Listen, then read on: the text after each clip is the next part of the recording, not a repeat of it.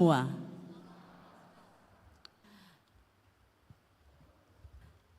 Saudara-saudara yang kekasih dalam nama Tuhan Yesus, perkenankanlah kami para pelayan jemaat menyampaikan selamat datang kepada Bapak, Ibu, dan saudara-saudari. Dan damai sejahtera dari Tuhan Allah kita menyertai kamu sekalian. Kiranya kehadiran Bapak, Ibu, saudara-saudari pada Paskah yang pertama ini menemukan sukacita yang besar karena pertemuan dengan Tuhan melalui sabdanya. Kami menyambut dengan penuh sukacita untuk jemaat yang baru pertama sekali hadir, biarlah boleh menikmati ibadah dan boleh bertemu dengan Tuhan Yesus secara pribadi. Akhirnya marilah kita satukan hati dan pikiran kita untuk memasuki ibadah penyembahan kepada Tuhan. Kita saat teduh sejenak.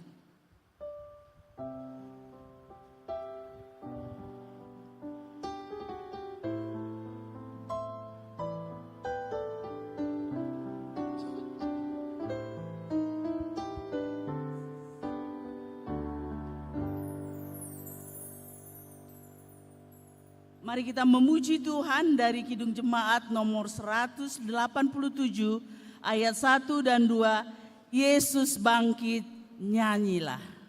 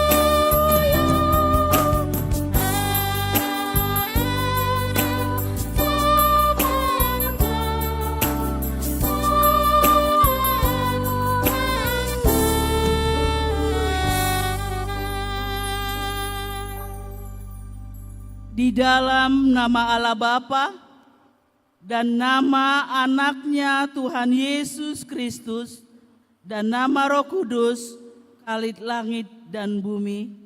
Amin. Sesungguhnya Tuhan telah bangkit dan telah menampakkan dirinya. Inilah yang dijanjikan, batu yang dibuang oleh tukang-tukang bangunan telah menjadi batu penjuru. Hal itu terjadi dari pihak Tuhan, sesuatu perbuatan ajaib di mata kita. Haleluya.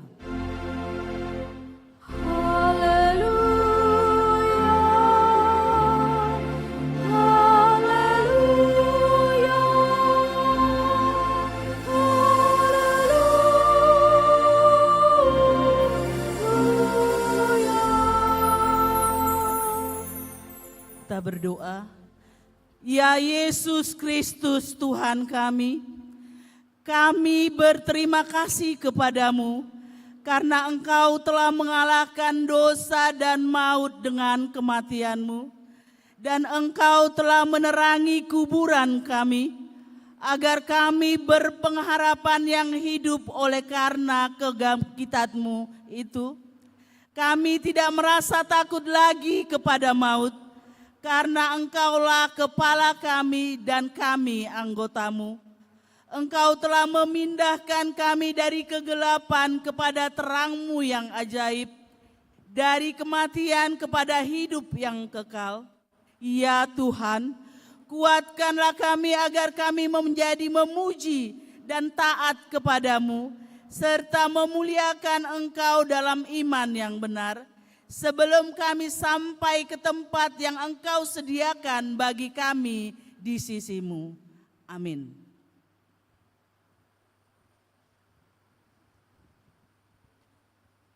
Untuk menyambut pembacaan firman Tuhan, kita memuji Dia dengan lagu Aku Mengasihi Engkau Yesus.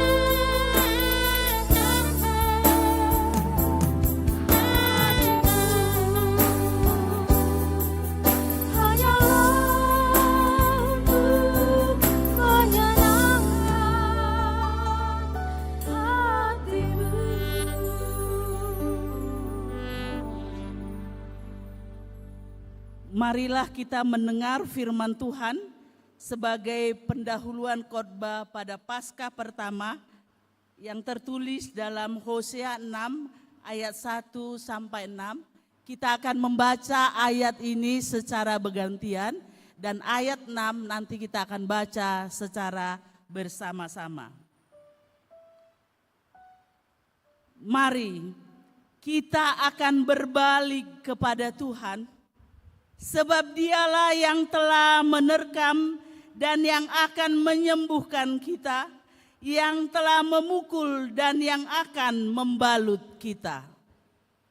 Ia akan menghidupkan kita sesudah 2 hari. Pada hari yang ketiga, Ia akan membangkitkan kita, dan kita akan hidup di hadapan-Nya. Marilah kita mengenal dan berusaha sungguh-sungguh mengenal Tuhan. Ia pasti muncul seperti fajar. Ia akan datang kepada kita seperti hujan pada akhir musim yang mengairi bumi. Apakah yang akan kulakukan kepadamu, hai Efraim? Apakah yang salah akan kulakukan kepadamu, hai Yehuda? Kasih setiamu seperti kabut pagi, dan seperti embun yang hilang pagi-pagi benar. Sebab itu aku telah meremukkan mereka dengan perantaraan nabi-nabi. Aku telah membunuh mereka dengan perkataan mulutku, dan hukumku keluar seperti terang. Kita bersama-sama. Sebab aku menyukai kasih setia dan bukan korban sembelihan, dan menyukai pengenalan akan Allah lebih daripada korban-korban bakaran. Demikianlah pembacaan firman Tuhan.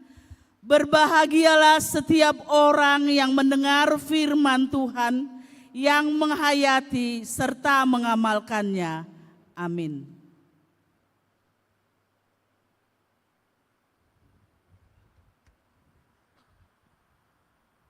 Kita memuji Tuhan untuk menyambut pengakuan dosa dari Kidung Jemaat nomor 29 ayat 1 dan 2 di muka Tuhan Yesus.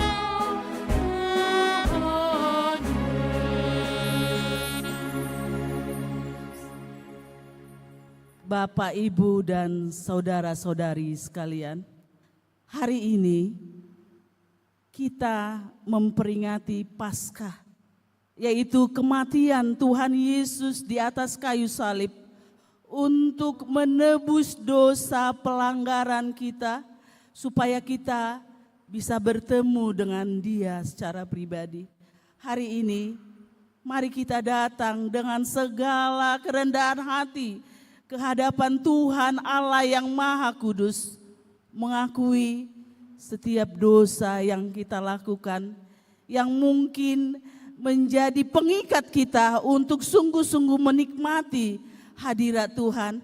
Katakanlah dosa kita kepada Tuhan, karena Tuhan yang tersalib itu, yang telah bangkit itu, mau mengampuni dosa kita dan mau menyucikan hati kita, dan akan menempatkan kita di kerajaan-Nya yang kekal di surga.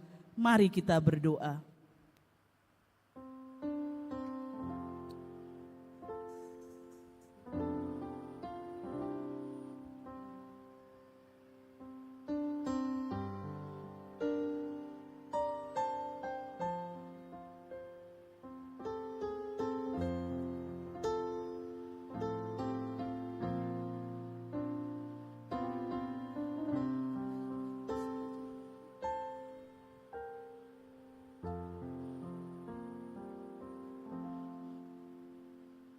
Amin, kita berdoa. Ya Allah Bapa kami yang Maha Kuasa dan Pengasih, kami datang ke hadapan-Mu untuk mengaku dan menyesali dosa-dosa kami. Sejak hari kelahiran kami sudah bergelimang di dalam dosa, dan tiadalah kebenaran dalam diri kami, sehingga kami semuanya menempuh jalan yang sesat, yang melanggar hukum-Mu.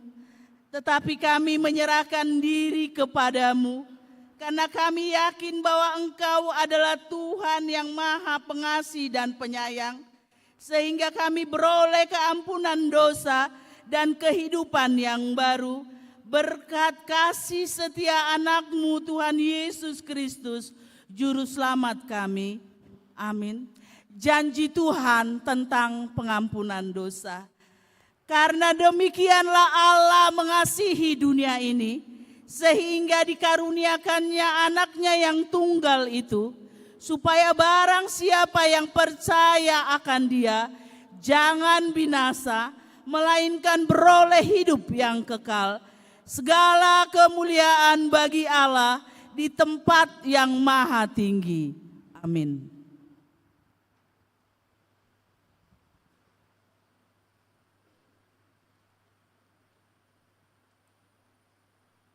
Sebagai pujian syukur kita memuji Tuhan dari Kidung Jemaat nomor 383 ayat 1 dan 2, sungguh indah kabar mulia.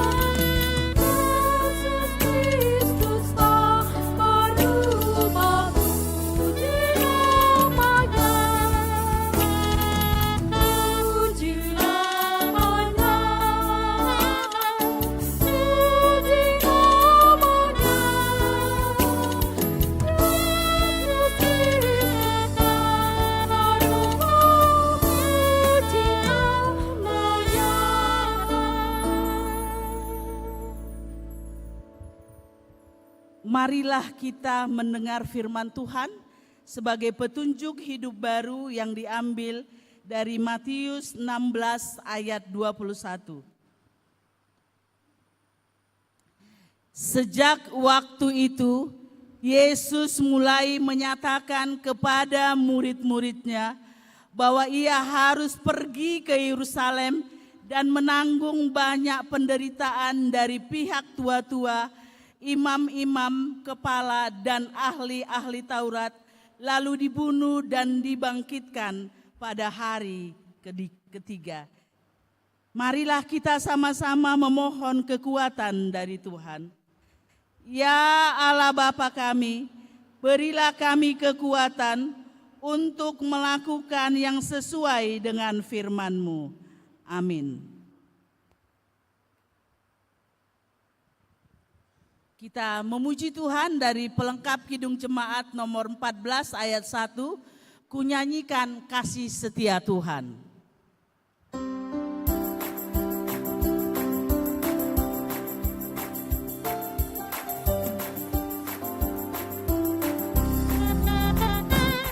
Kunyanyikan kasih setia Tuhan selamanya, selamanya.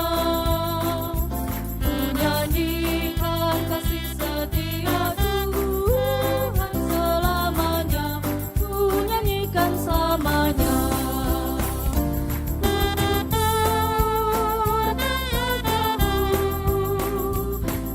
Kasih setia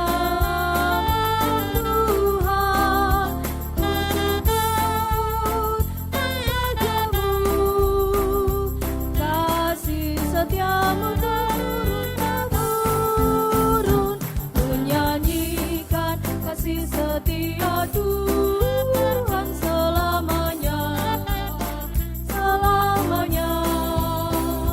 Menyanyikan kasih setia Tuhan selamanya, menyanyikan selamanya.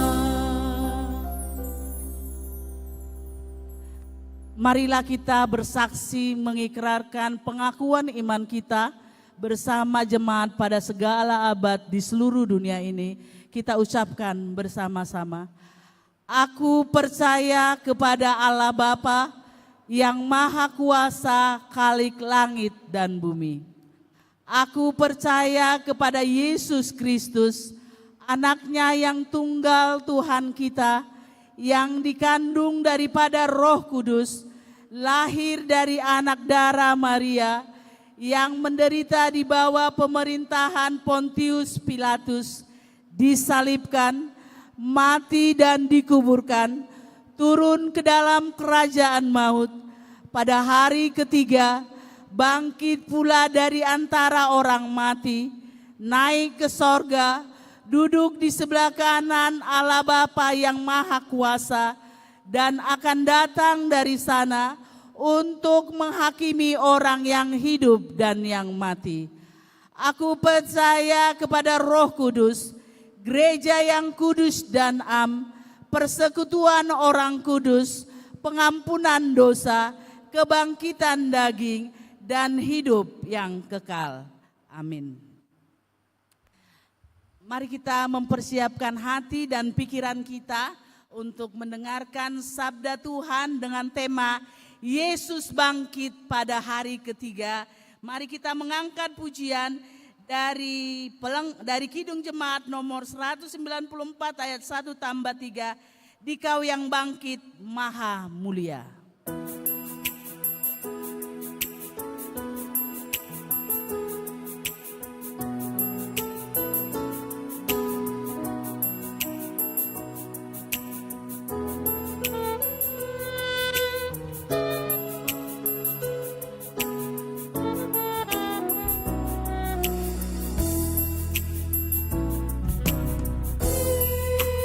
Kau yang bangkit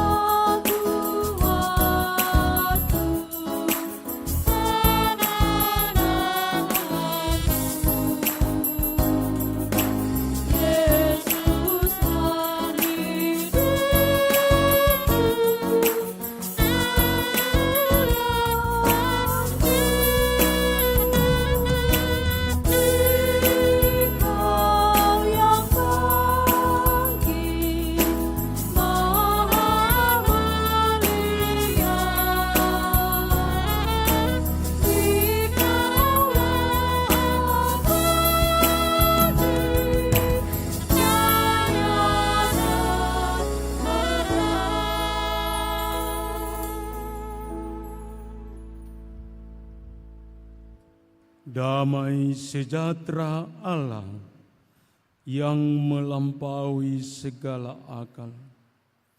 Itulah yang memelihara hati dan pikiranmu di dalam Yesus Kristus Tuhan kita. Amin. Selamat Paskah untuk kita semua. Mari dulu kita sama-sama mengatakan seperti yang akan saya nyatakan kepada kita. Yesus bangkit, dialah hidupku. 1, 2 ya. Yesus bangkit, dialah hidupku. Yesus bangkit, dialah hidupku. Saat ini kita akan mendengarkan firman Tuhan yang terambil dari 1 Korintus pasal 15 ayat yang pertama sampai ayat yang ke-11 dengan tema Yesus bangkit hari ketiga. Yesus bangkit hari yang ketiga. Demikian firman Tuhan akan saya bacakan dan mari kita dengarkan dengan sungguh-sungguh.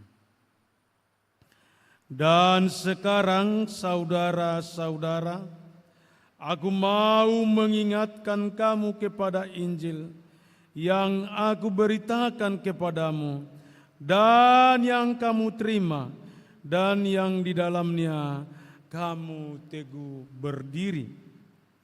Oleh Injil itu kamu diselamatkan, asal kamu teguh berpegang padanya, seperti yang telah kuberitakan kepadamu, kecuali kalau kamu telah sia-sia saja menjadi percaya. Sebab yang sangat penting telah kusampaikan kepadamu, yaitu apa yang telah kuterima sendiri, ialah bahwa Kristus telah mati karena dosa-dosa kita sesuai dengan kitab suci, bahwa ia telah dikuburkan dan bahwa ia telah dibangkitkan pada hari yang ketiga sesuai dengan kitab suci, bahwa ia telah menampakkan diri kepada Kepas dan kepada kedua belas muridnya. Sesudah itu ia menampakkan dirinya kepada lebih dari 500 saudara sekaligus. Kebanyakan dari mereka masih hidup sampai sekarang, tetapi beberapa di antaranya telah meninggal. Selanjutnya ia menampakkan diri kepada Yakobus, kemudian kepada semua rasul. Dan yang paling akhir dari semuanya, ia menampakkan diri juga kepadaku, sama seperti kepada anak yang lahir sebelum waktunya. Karena aku adalah yang paling hina dari semua rasul, bahkan tidak layak disebut rasul, sebab aku telah menganiaya jemaat Allah. Tetapi karena kasih karunia Allah, aku adalah sebagaimana aku ada sekarang. Dan kasih karunia yang dianugerahkannya kepadaku tidak sia-sia. Sebaliknya, aku telah bekerja lebih keras daripada mereka semua. Tetapi bukannya aku, melainkan kasih karunia Allah yang menyertai aku. Sebab itu, baik aku maupun mereka, demikianlah kami mengajar dan demikianlah kamu menjadi percaya. Demikian pembacaan firman Tuhan. Bapak, Ibu, dan saudara-saudari yang terkasih di dalam Tuhan Yesus Kristus, jika dibaca, dilihat, dan dipahami, 1 Korintus 15 ini, ayat 1 sampai ayat 58 ini, membicarakan hanya satu tema, yaitu soal kebangkitan. Dan 1 Korintus 15, 1 sampai 58 ini dapat dibagi menjadi 3 kategori yang mengajarkan dan menirukan. Bagian yang pertama yaitu dari ayat yang pertama sampai ayat yang ke-11 itu membicarakan tentang kebangkitan Yesus Kristus dari antara orang mati. Dan bagian yang kedua dari ayat 12 sampai 34 dikatakan yaitu kebangkitan orang-orang percaya, kebangkitan kita orang-orang percaya. Dan bagian yang ketiga ayat 35 sampai ayat 58 dikatakan adalah kebangkitan tubuh. Kebangkitan tubuh. Dan perlu kita garis bawahi, tidak mungkin ada kebangkitan bagi orang-orang percaya, tidak mungkin ada kebangkitan bagi tubuh kita jika kita tidak mengalami kebangkitan Yesus Kristus dari antara orang mati.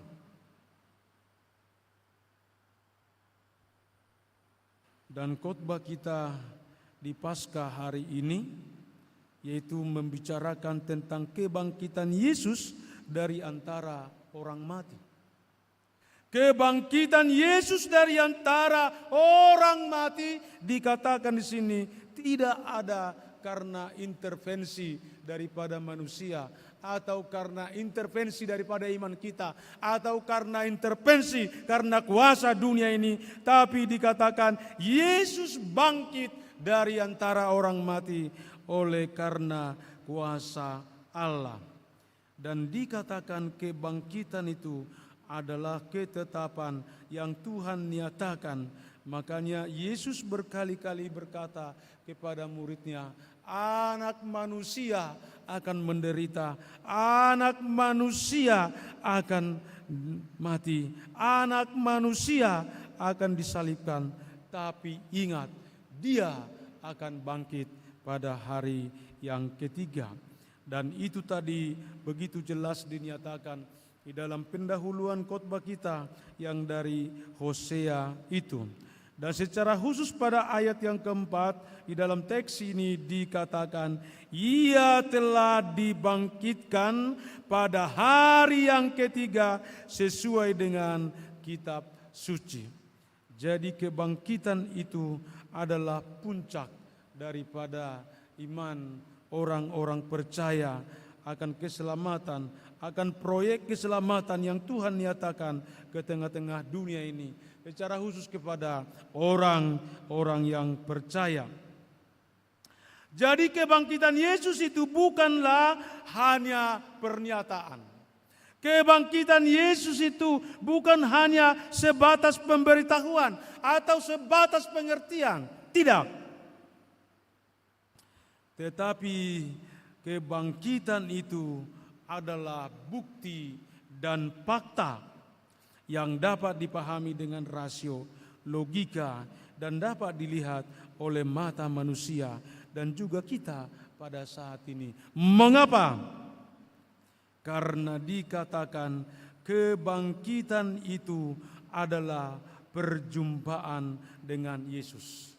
Sekali lagi harus dibuat catatan yang sangat menekan di situ, dikatakan bahwa kebangkitan itu adalah perjumpaan dengan Yesus. Jika dia tidak bangkit, maka tidak ada perjumpaan, tidak ada persekutuan. Hal itulah yang disaksikan oleh Paulus di dalam kehidupannya. Jadi kebangkitan itu bukan lagi hanya di karang-karang, atau kebangkitan itu hanya pernyataan doang gitu, atau hanya kabar begitu saja. Tapi sungguh-sungguh dikatakan kebangkitan itu adalah wujud dari perjumpaan dengan Yesus yang bangkit dari antara orang mati. Mengapa dikatakan demikian? Bukankah ini menjadi satu perdebatan yang sangat luar biasa di tengah-tengah media dan juga di tengah-tengah pertemuan orang-orang tertentu soal itu. Tapi dikatakan di sini adalah Yesus menampakkan diri kepada Kefas atau kepada Petrus. Jadi ketika Yesus bangkit dari antara orang mati, dia menampakkan dirinya kepada orang-orang tertentu. Dia menampakkan dirinya kepada dunia ini. Dia menampakkan dirinya kepada kelompok atau orang-orang di sekitarnya. Yang pertama dikatakan Yesus menampakkan diri kepada Kefas atau Petrus. Biarpun pada awalnya Petrus itu adalah orang yang sulit menerima, bahkan ketika dikasih tahu kepada dia Yesus bangkit dari antara orang mati, dia tidak percaya, tapi lari-lari. Tapi Yesus menunjukkan diri, menampakkan diri kepada dia. Dan kemudian dikatakan lagi Yesus menunjukkan atau menyatakan dirinya kepada kedua belas muridnya. Dan yang paling luar biasa lagi dikatakan kebangkitan Yesus itu dinyatakan, diperlihatkan, diperjumpakan kepada 500 saudara sekaligus. Biarpun memang tidak disebutkan nama-namanya yang 500 ini, tapi yang jelas Yesus menampakkan diri ketika bangkit dari antara orang mati, supaya sungguh-sungguh bahwa kebangkitan itu adalah fakta dan nyata, dapat dilihat, dialami oleh manusia. Dan kemudian dikatakan Tuhan menampakkan diri kepada Yakobus. Dan juga Tuhan Yesus menampakkan diri kepada semua rasul-rasul itu.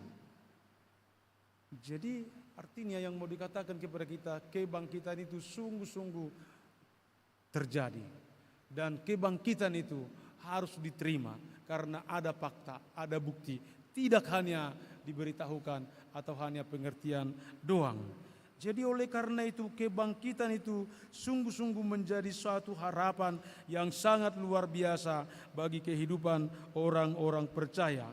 Bahkan Paulus berkata, jika Yesus tidak bangkit dari antara orang mati, maka sia-sialah kamu untuk mempercayai, meyakini, dan menerima dia. Karena apa? Karena tidak ada hal yang bisa kita lakukan lagi kepada orang mati. Tidak mungkin itu.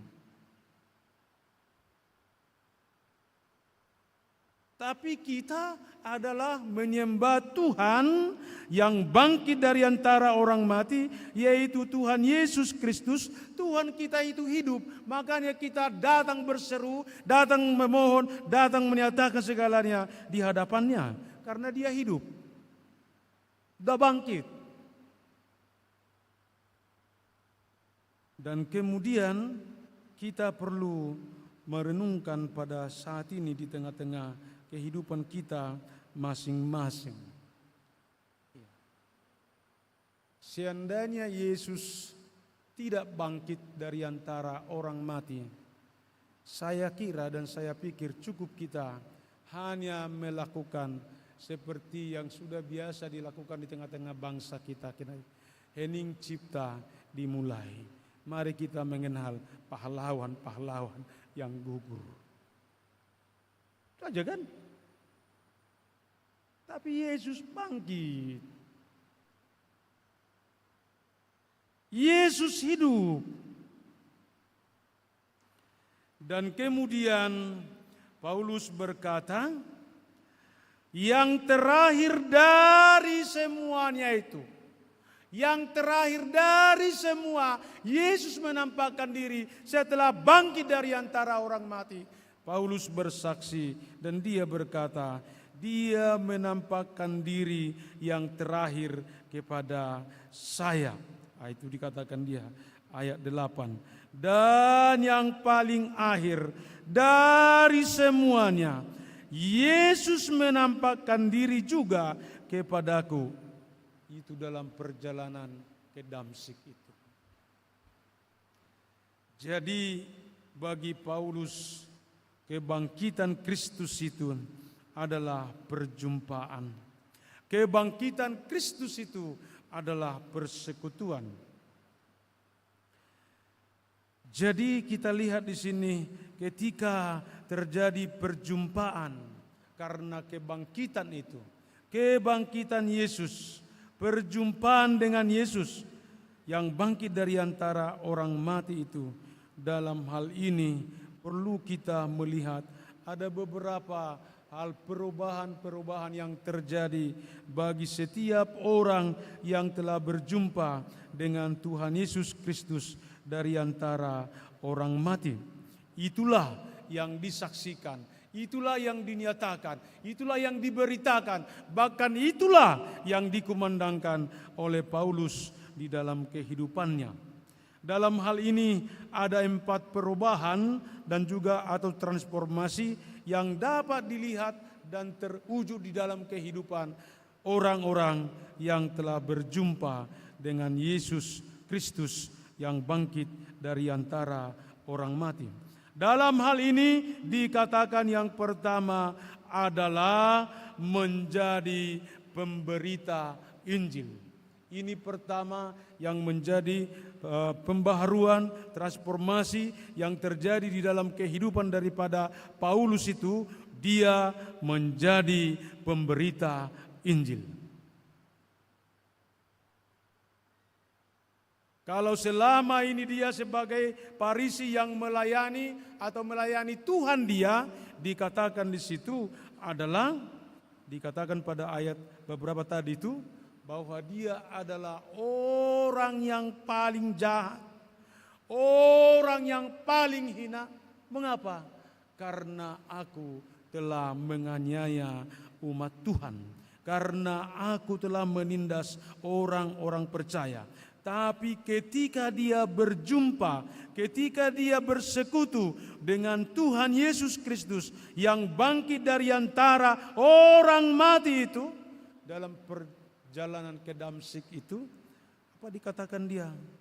Bukan hanya rela menjadi pemberita Injil, tapi dikatakan Paulus memberikan satu transformasi, perubahan yang sangat radikal di dalam kehidupannya. Dia berkata, apa yang kuanggap dulu keuntungan sebelum berjumpa dengan Kristus, tapi ketika aku berjumpa dengan Kristus, itu semuanya adalah sampah.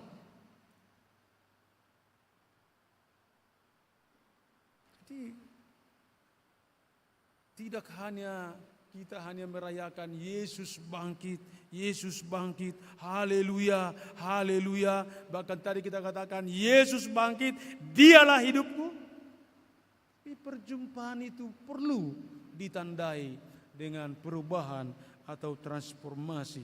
Yaitu dikatakan Paulus berkenan, bahkan begitu semangat untuk memberitakan Injil, yaitu Yesus adalah Tuhan, keselamatan dan kehidupan, dinyatakan itu kepada semua tanpa terkecuali.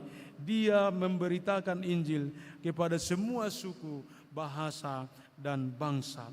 Tidak hanya kepada satu sukunya, tidak hanya di sekitarnya, tapi dia pergi memberitakan Injil. Yesus Kristus adalah anak Allah. Karena dikatakan bahwa Yesus adalah kekuatan Allah. Injil adalah kekuatan Allah yang menyelamatkan orang-orang percaya, yang menyelamatkan orang-orang yang dikasihinya. Itulah sebabnya Paulus bersaksi kepada jemaat di Korintus yang sedang mengalami pergumulan, yang sedang mengalami tantangan bahkan konflik di tengah-tengah kehidupan jemaat. Dikatakan, terimalah Injil, terimalah Yesus yang bangkit dari antara orang mati, dan teguhlah berdiri padanya, maka engkau akan diselamatkan. Dan dikatakan, kamu akan diselamatkan asal kamu berpegang teguh kepadanya. Jadi perjumpaan dengan Yesus yang bangkit dari antara orang mati pastilah mengalami kebangkitan untuk memberitakan Injil di tengah-tengah semua makhluk sampai ke ujung dunia. Saya pernah membaca satu kesaksian para mahasiswa yang melakukan KKN dari Sumatera Utara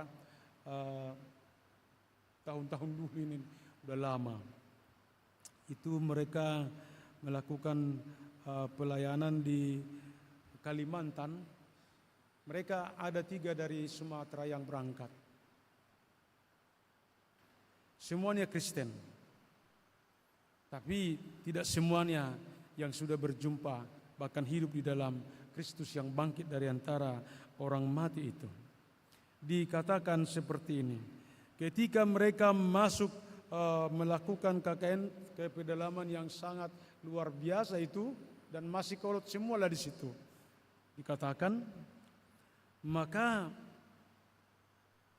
mereka langsung diuji coba oleh kekuatan-kekuatan yang dimiliki oleh daerah setempat. Jadi kalau mereka tahan, lanjut terus. Kalau tidak, ya sebatas di situ. Lalu dicobalah si A yang pertama, dan tidak beberapa lama dia langsung mengalami satu hal kehidupan yang sangat-sangat menakutkan, bahkan dia sampai mati. Baru yang kedua dilakukan seperti itu juga. Mati, meninggal, dan di end. Selesai. Tapi masuklah kepada mahasiswa yang ketiga, katakanlah itu si C. Dikatakan kepala suku itulah kepada dia,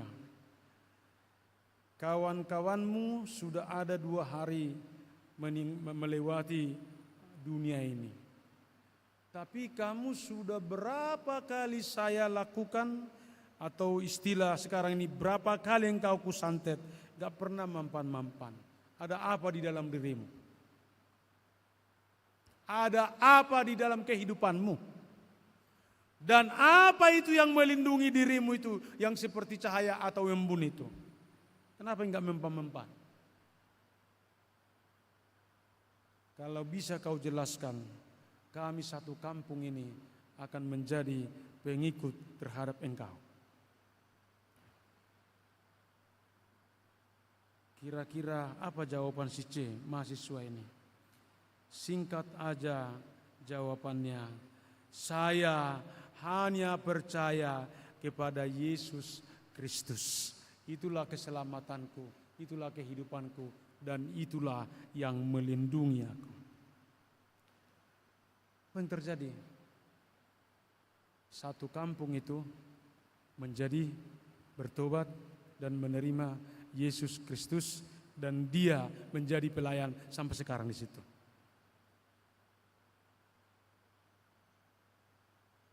Itu dikatakan Paulus tadi, kalau kita sudah berjumpa, menerima, bersekutu dengan Yesus yang bangkit dari antara orang mati itu, dikatakan kita harus pergi memberitakan Injil. Beritakanlah itu di dalam aktivitasmu. Beritakanlah itu di dalam perkuliahanmu. Beritakanlah itu dalam pekerjaanmu. Beritakanlah itu dalam statusmu. Beritakanlah itu di dalam semua kehidupan kita, sehingga sekeliling kita percaya dan menerima Yesus Kristus adalah Tuhan, keselamatan, dan kehidupan.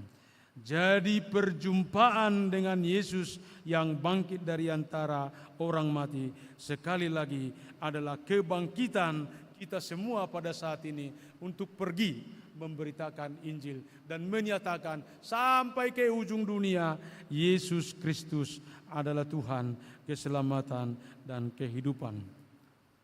Yang kedua dikatakan kepada kita yaitu soal pembaharuan dan juga transformasi di dalam diri orang yang telah berjumpa dengan Yesus Kristus yang bangkit dari antara orang mati. Yang kedua dikatakan mengalami kesadaran diri.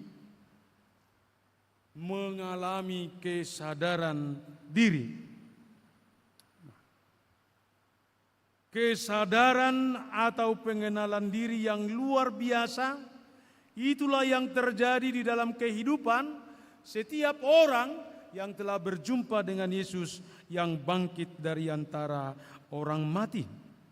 Hal itu dikatakan Paulus berkali-kali di dalam kehidupannya. Seperti tadi sudah saya buka yang pertama, dikatakan dia, apa yang kuanggap dulu keuntungan sebelum Kristus, tetapi ketika aku berjumpa dengan Kristus, ketika Kristus menyatakan dirinya kepada saya, semua itu menjadi sampah. Bahkan lagi di dalam kesadaran diri daripada Paulus itu tentang perjumpaannya dengan Yesus itu, apa dikatakan dia? Bahkan hidup kematian itu adalah keuntungan. Bahkan hidup itu dikatakan adalah perjuangan. Gak ada lagi yang sia-sia. Semua hidup itu disadari dia adalah hal yang sangat luar biasa. Tapi di dalam teks kita ini dikatakan kesadaran dan pengenalan diri yang begitu luar biasa di dalam diri Paulus itu dikatakan dengan tegas, akulah rasul yang paling hina. Akulah rasul yang paling hina. Akulah rasul yang paling rendah. Mengapa? Karena Paulus begitu menyadari siapa dia sebenarnya di hadapan Tuhan. Dia mengatakan, akulah orang yang paling berdosa. Akulah orang yang paling jahat. Mengapa? Karena aku adalah orang yang menganiaya jemaat Allah. Kita akui Paulus pada awalnya dia adalah murid terpintar dari guru terpintar, lulus dengan summa cum laude. Tapi justru dialah yang merusak, yang mengintimidasi, yang memenjarakan, yang menarik, yang mematikan orang-orang yang mengakui Yesus adalah Tuhan. Tapi itu disadari dia dapat mengenali dirinya, dia dapat sadar dalam dirinya sendiri, itu ketika dia berjumpa dengan Yesus yang bangkit dari antara orang mati itu.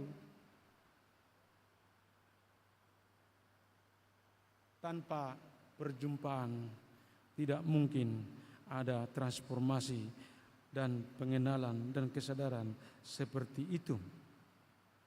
Paulus begitu dapat mengenali dirinya. Paulus dapat bangkit dari kehidupan lamanya.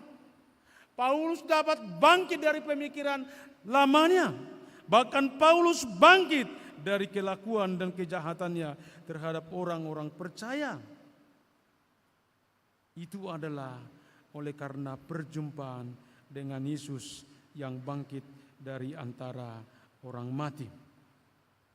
Coba kita renungkan pada saat ini, semua kita hadir dan yang mendengarkan firman Tuhan ini.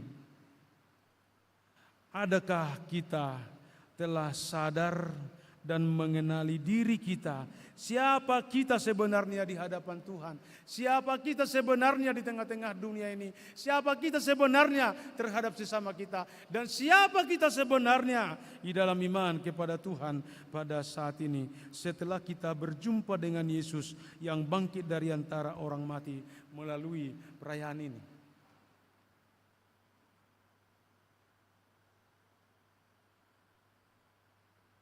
Mari kita renungkan.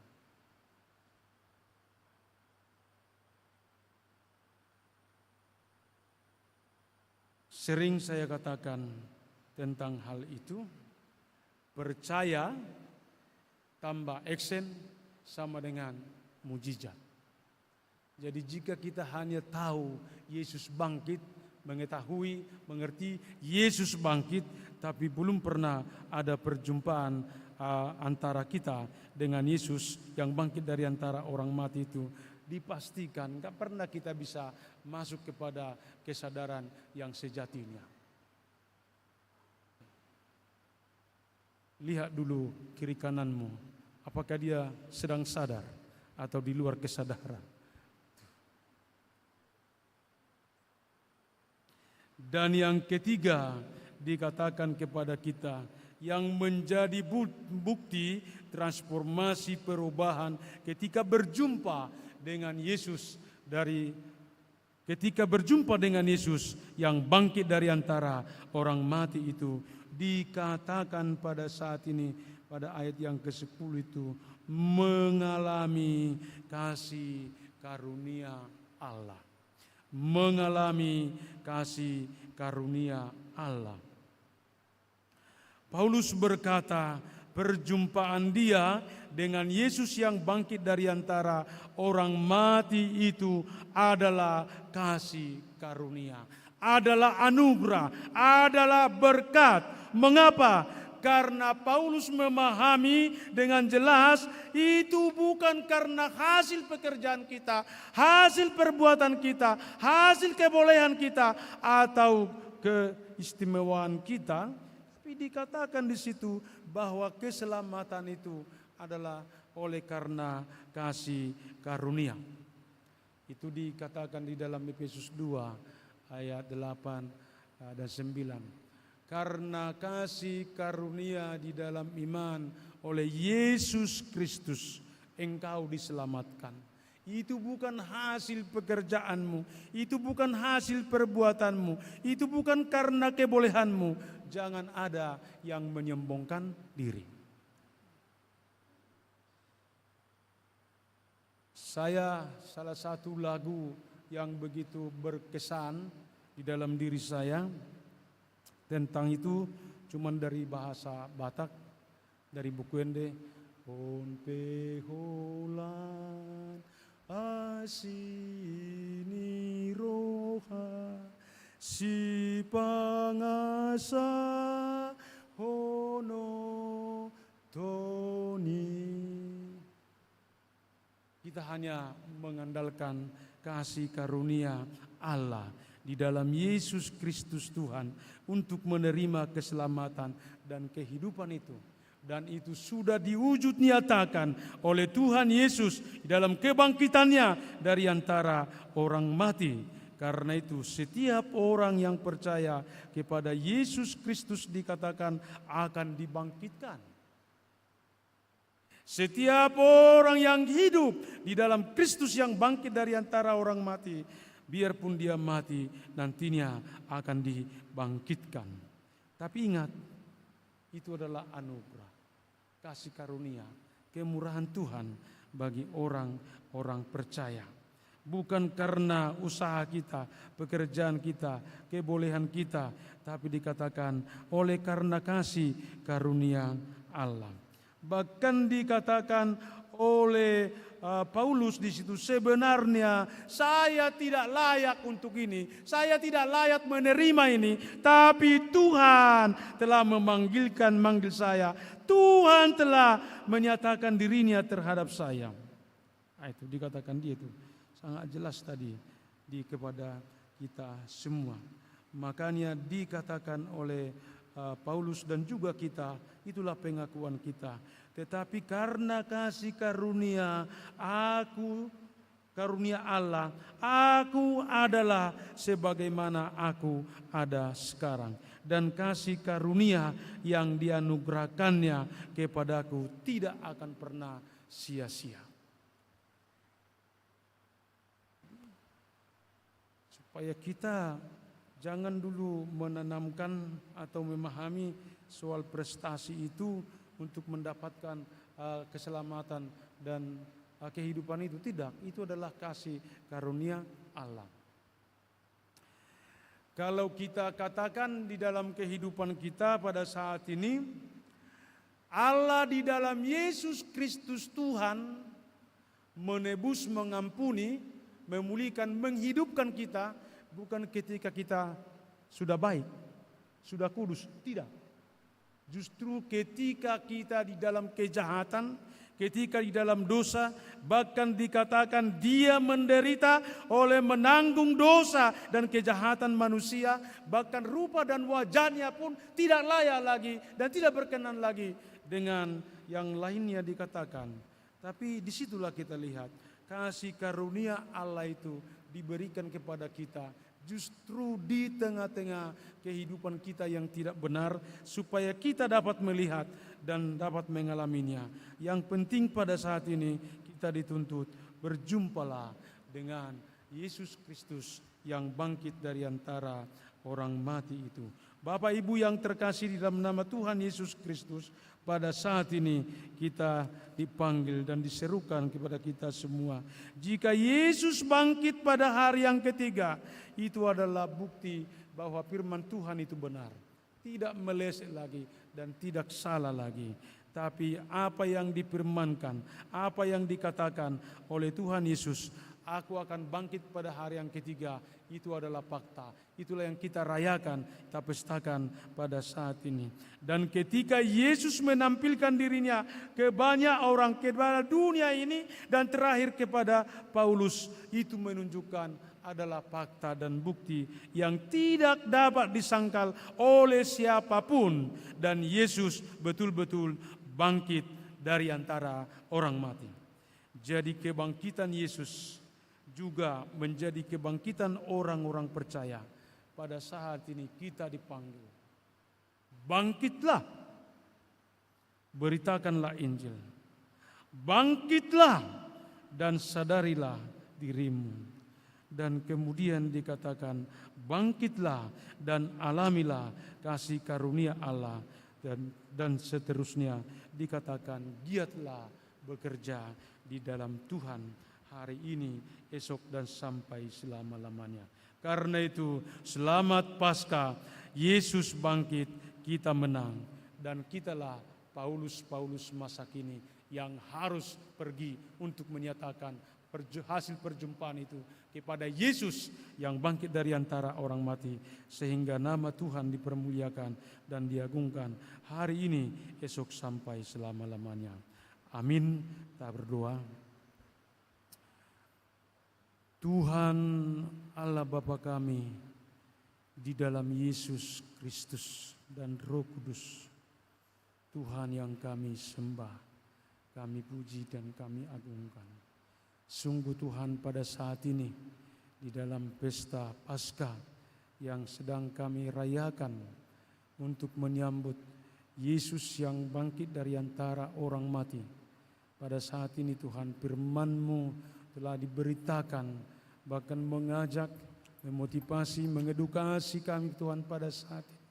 Baik, kami sungguh-sungguh percaya Tuhan, Yesus bangkit dari antara orang mati. Yesus bangkit pada hari yang ketiga. Itu adalah penggenapan dari firman-Mu Tuhan. Biarlah Tuhan pada saat ini ketika kami sudah percaya, menerima dan mengakui, bahkan kami telah berjumpa dengan Yesus yang bangkit dari antara orang mati, kami juga dibangkitkan pada saat ini Tuhan, untuk menjadi pemberita Injil di tengah-tengah kehidupan kami, di tengah-tengah tugas, di tengah-tengah pekerjaan, bahkan di tengah-tengah keluarga. Dan juga pada saat ini Engkau Tuhan mengajak dan mendorong kami Tuhan pada saat ini, supaya kami juga mengalami dan menikmati itu adalah karena kasih karunia Allah di dalam Yesus Kristus Tuhan. Berkati firman-Mu Tuhan di dalam kehidupan umat-Mu. Di dalam nama Yesus Kristus kami berdoa. Amin. Kita bernyanyi.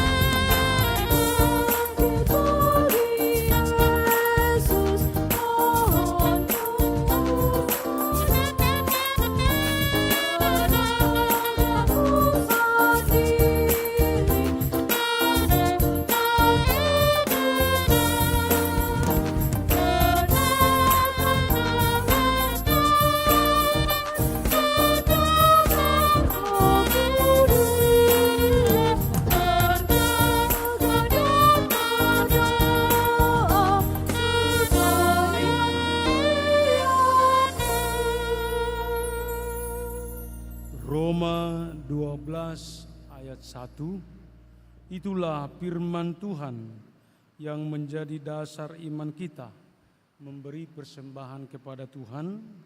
Demikianlah firman Tuhan. Karena itu, saudara-saudara, demi kemurahan Allah, aku menasihatkan kamu, supaya kamu mempersembahkan tubuhmu sebagai persembahan yang hidup, yang kudus dan yang berkenan kepada Allah. Itu adalah ibadahmu yang sejati. Mari kita beri persembahan kita dengan sukacita.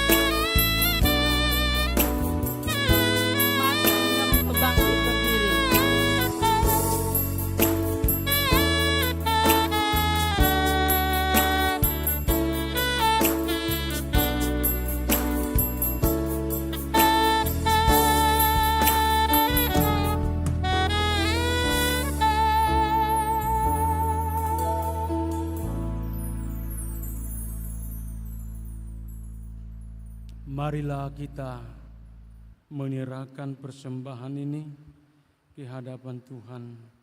Marilah kita berdoa. Ya Allah Bapa kami yang ada di surga, kami mengaku dengan setulus hati, Engkaulah sumber segala berkat dan karunia di dalam hidup kami. Di sini kami mempersembahkan korban syukur kami kepadamu. Terimalah persembahan umat-Mu dan berkatilah menjadi alat kesaksian, persekutuan, dan pelayanan jemaat-Mu. Jadikanlah hidup kami persembahan yang berkenan kepadamu, dan pakailah hidup kami untuk turut menghadirkan tanda-tanda kerajaan-Mu, kasih, keadilan, damai sejahtera, dan sukacita. Bukalah hati kami oleh Roh Kudus-Mu, agar kami senantiasa mengucap syukur kepadamu di dalam Yesus Kristus Tuhan kami. Amin.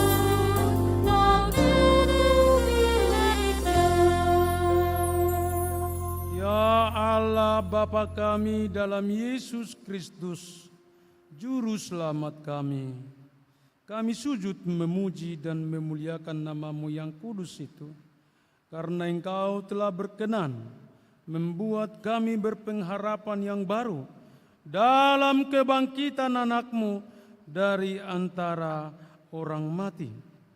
Oleh sebab itu kami memanjatkan puji dan syukur kepadamu. Dan biarlah sepanjang hidup ini kami memasyurkan, memuliakan kasih setia-Mu.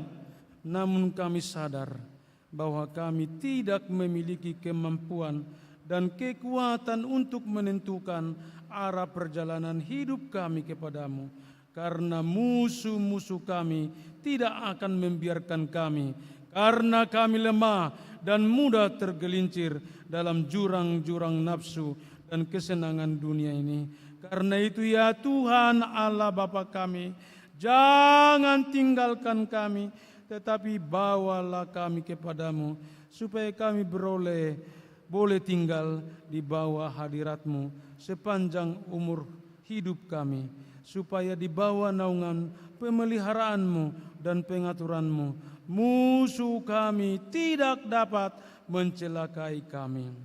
Terangi dan lindungilah gereja-Mu dan semua Injil keselamatan yang telah diberitakan ke seluruh dunia ini, supaya semua orang yang mendengar dan datang padamu turut beroleh sukacita yang Engkau berikan. Berikanlah ketabahan dan kesabaran kepada semua penginjil, agar dengan lemah lembut dan hati yang sabar mengajak dan mengajar orang-orang untuk mengenal-Mu, supaya bertambah banyak pengertian dan pemahaman dunia akan kasih anugerah-Mu di dalam kematian dan kebangkitan oleh kasih Allah Bapa di dalam Anak-Nya, Tuhan dan Juru Selamat dunia. Amin. Bapa kami yang di surga, dikuduskanlah nama-Mu, datanglah kerajaan-Mu, jadilah kehendak-Mu di bumi seperti di surga. Berikanlah kami pada hari ini makanan kami yang secukupnya, dan ampunilah kami akan kesalahan kami, seperti kami juga mengampuni orang yang bersalah kepada kami. Dan janganlah membawa kami ke dalam pencobaan, tetapi lepaskanlah kami dari yang jahat.